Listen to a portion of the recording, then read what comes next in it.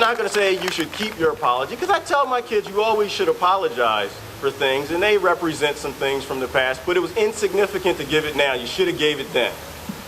So what I want to talk about this morning is how VAWA affects the African American community. We have this concept, which is how slavery came about, which is, at the time, it seemed like a good idea. At the time, we had a lot of cotton fields. It seemed like a good idea to have somebody pick the cotton. So what we did is we found the people who were either liked the least, or hated the most, or not understood, and we got them to work for us. Slavery. Same thing with women's rights. At the time, it seemed like a good idea that women didn't vote. At the time, it seemed like a good idea that we not honor our agreement with the Mexicans to share the land that was promised to them. At the time, we have all these laws that are at the time, it seems like a good idea, but the instrumental problem is if you're denying a person civil or human rights, the law should not be created, period. So what VAWA does in the African American community, it's just another law in many laws that takes away human and civil rights, because at the time it seems like a good idea. The first aspect is the destruction of hope in marriage. Most African American women only have one bout with VAWA. They're having trouble with their boyfriend, they're having trouble with their husband. They think that they're going to go to their government for help. They call the police. The police arrest this man that they love, the father of their children, and they end up fighting to keep him out of prison. Now, what does it benefit the African American community or any community to take a father and throw him into prison? Then to let him out of prison, jobless, can't pay child support. What's the point? And I'm going to take that back and not say pay child support. I'm going to say financially support his family in both homes. Destruction of hope in marriage. That brings apart the next issue, which is single-parented homes. Over 60% of African American children grow up in single-parented homes. There are many bad statistics on single-parented homes and single-parented children. I won't get into all of them. I'll just talk about one. Over 60%, most high school dropouts come from single-parent homes. Period. End of story. Fact. According to the Education Research Center in 2008, nearly half of all black males in the inner cities did not finish high school. The next step. The social economic study of black males at UC Berkeley has stated that 60% of all high school dropouts will end up behind bars. African Americans. This is VAWA's contribution to the African American community. Single-parented homes. Unreformed. The next level that takes us to is filling prisons with young black men. Now I'm going to take a second and encourage you to don't think about what you see on TV for a minute. Don't think about, hopefully none of you listen to hip hop, but it's one of the worst things we have going. But don't think about the mess that you see on there. Think about a child that's raised to be violent. Mandatory arrests. According to the FBI statistics, every 2 minutes, an African American male is arrested for partner aggression. Every 2 minutes. While you sleep, while you eat. A Harvard University study found that the mandatory arrest laws yielded a 54% increase in partner homicides. Another contribution. VAWA to the African American community. A study in Princeton University has shown that the African American male with a conviction has a 0% chance of getting a call back on a job. VAWA's contribution to joblessness. Now, wages and unemployment being a direct correlation to inner city crime, in which they've always been, VAWA's contribution to the crime rate. See, it's a path here. It's a walk into destruction. One of the reasons I don't mind talking about this largely is because the African American community is the canary, folks. It's the canary. If you don't know what that means, miners in the olden days, when they worked in the mines, there were a lot of times where dangerous gases. They would take canaries in cages into the mines because when the gas levels got too high, the canary would die.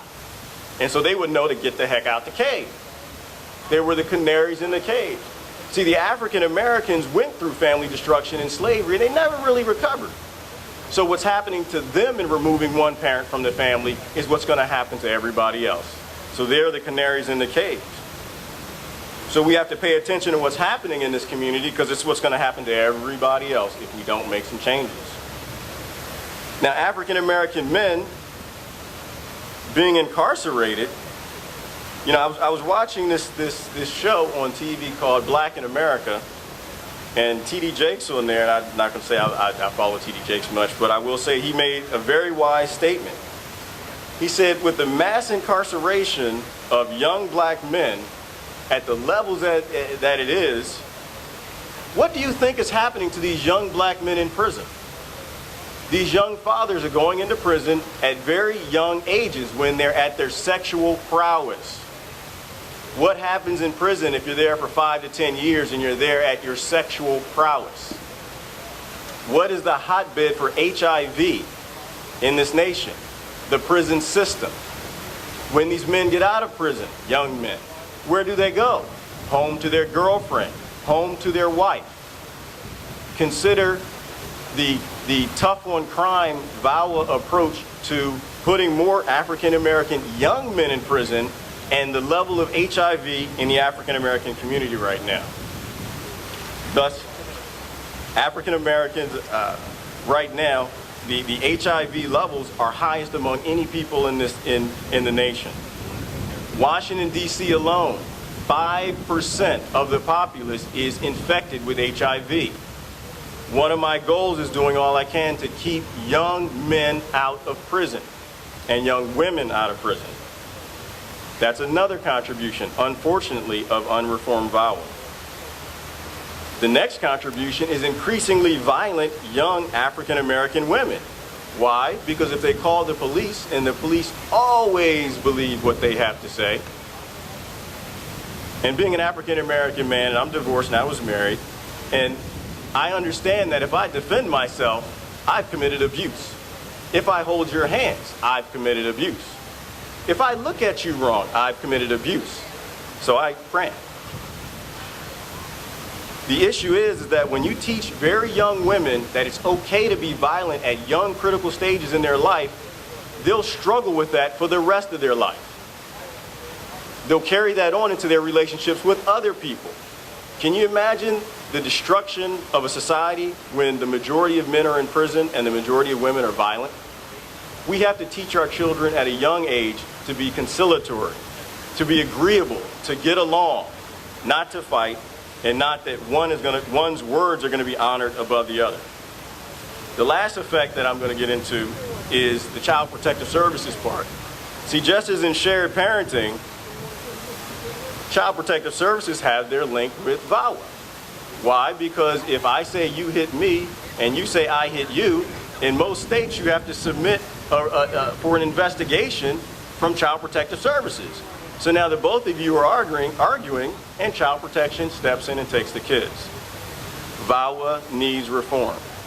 Now the reason that the apology for slavery came about, and I'm wrapping this up, it took a long time because everyone was scared of reparations. It's a bad word, I'm not supposed to say that. Reparations. Everyone was scared of that. Oh, they're going to say they want reparations. Guess what?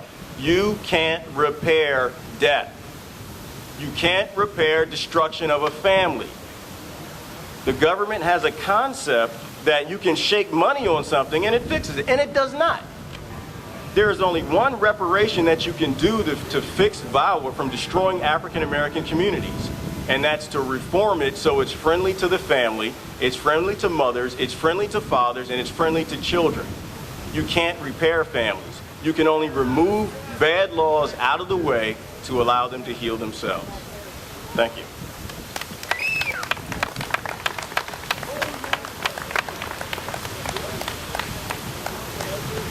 Thank you very much, Kenyatte.